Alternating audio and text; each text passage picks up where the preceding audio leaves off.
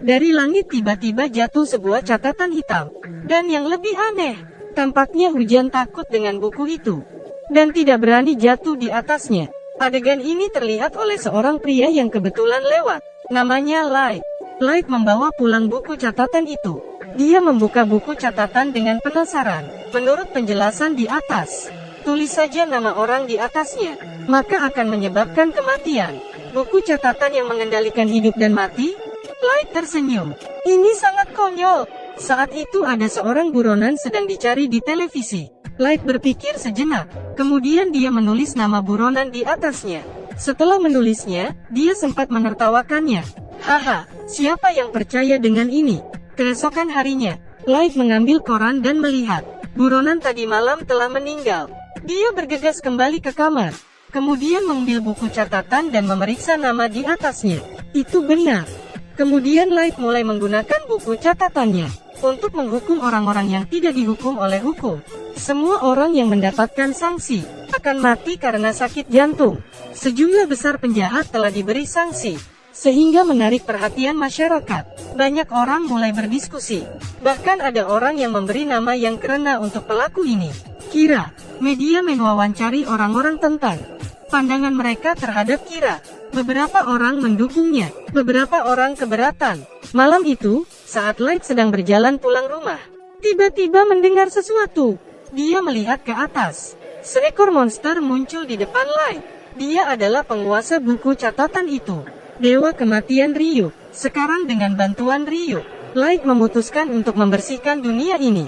Para penjahat diberikan sanksi, sehingga ini menarik perhatian polisi. Tapi kasus ini terlalu aneh. Jadi mereka membawa detektif terkenal L. Setelah analisis data korban, L menyimpulkan bahwa itu adalah dilakukan oleh satu orang. Dan orang ini pasti berada di negara ini. Kemudian ayah Light, Matsuda, diangkat sebagai panglima tertinggi. Dia bertanggung jawab atas penyelidikan kasus ini. Light membuka televisi di rumah. Pembawa acara mengklaim dirinya adalah L. Dia bilang Kira adalah penjahat yang sangat kekanak-kanakan, dan berjanji akan menangkapnya. Siapapun yang berani menentang Kira akan mati. Light mengambil buku catatan di meja. Dia menulis nama pembawa acara di atasnya. Tak lama kemudian, pembawa acara karena kesulitan bernapas, meninggal karena serangan jantung. Saat Light mengira semua ini sudah berakhir, sebuah simbol L muncul di televisi.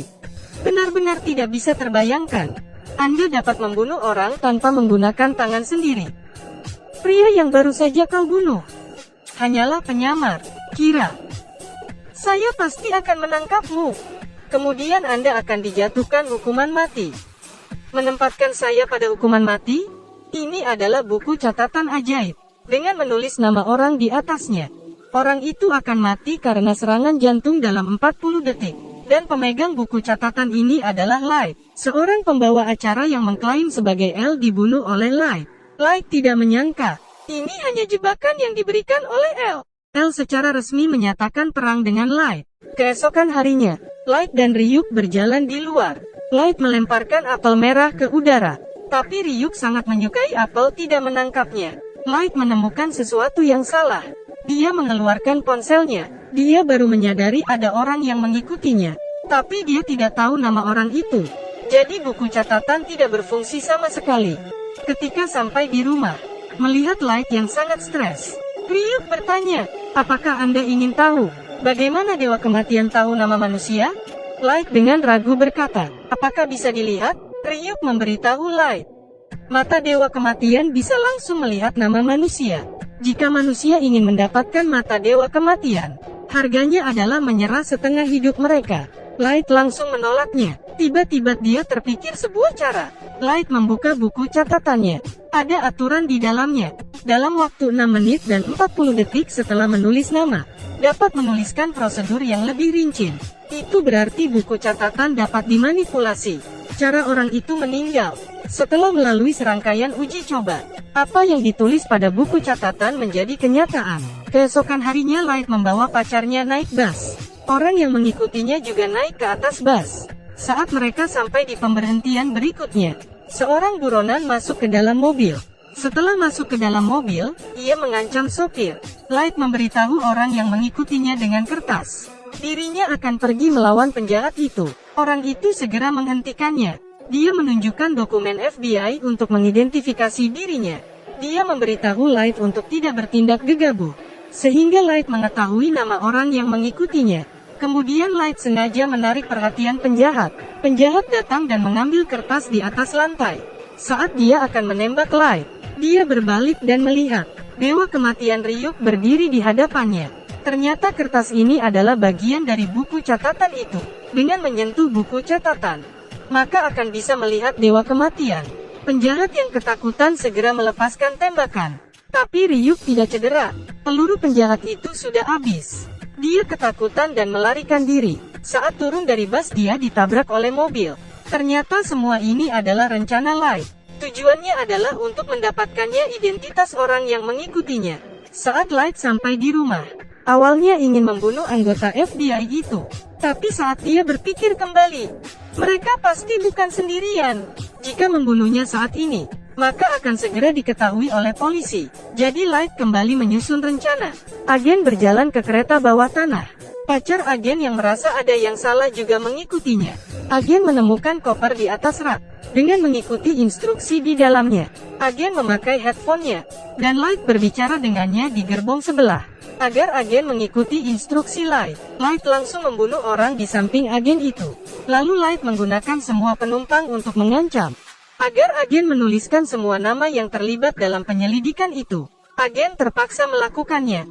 Ketika ia menulis semua nama, rekannya meninggal karena serangan jantung.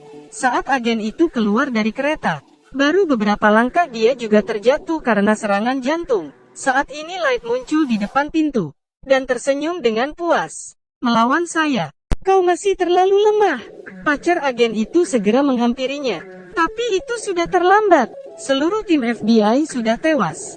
Hal ini membuat polisi ketakutan. Semua orang yang terlibat dalam kasus ini telah meninggal. Pada akhirnya, hanya tersisa beberapa orang.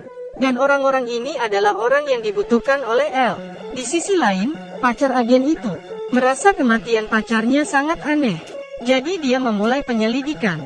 Akhirnya dia bertemu Light.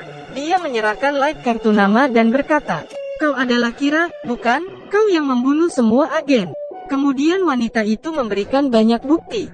Light hanya tersenyum dan tidak menjelaskan terlalu banyak.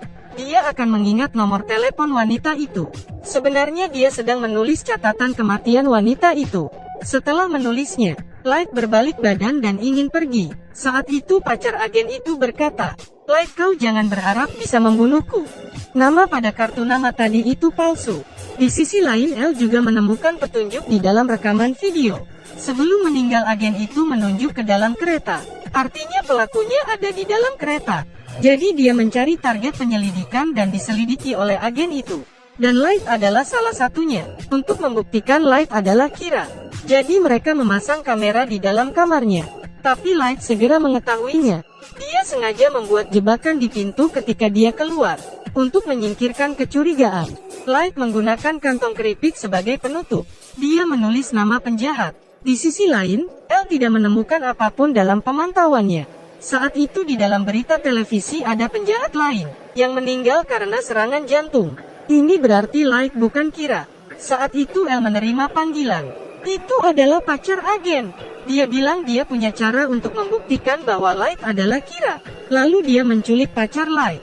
L pemantauan kamera dan menunggu hasil akhir.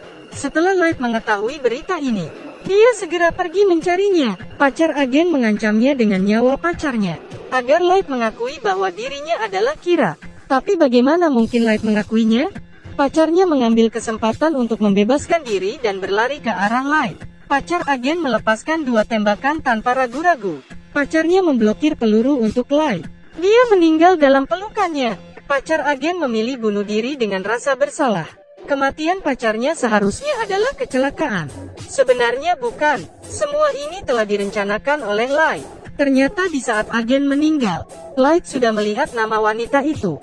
Dia merencanakan semua ini agar bisa bergabung dengan tim investigasi. Meskipun dia mengorbankan pacarnya, tapi ini tidak bisa menghentikan tekad Light untuk membersihkan dunia.